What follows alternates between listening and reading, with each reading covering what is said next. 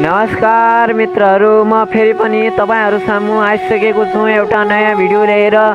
आजको भिडियोको शीर्षक रहेको छ सनातनको मार्ग। जब मन शान्त हुन्छ तब संसारको कुनै पनि धनले शान्ति दिन सक्दैन।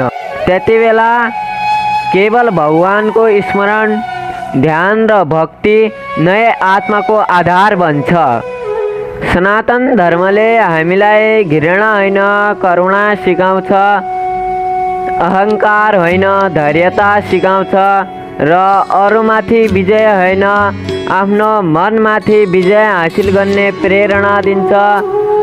मन्दिरको घन्टी केवल आवाज होइन, त्यो त आत्मालाई जागृत गराउने सङ्केत हो। दीपको उज्यालो केवल प्रकाश होइन, त्यो त अन्धकारमाथि सत्यको विजय हो।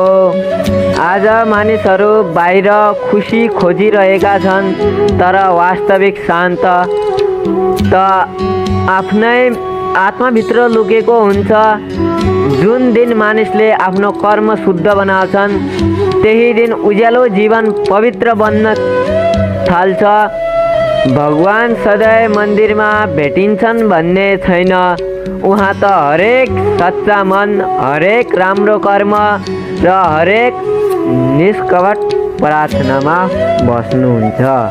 त्यसैले जीवनमा जति नै कठिन समय आए पनि आस्था कहिल्यै नछोड्नुहोस्, किनकि समय बदलिन सक्छ तर भगवान माथिको विश्वास मानिसहरूको कहिल्यै हार्न दिँदैनन् भगवानले।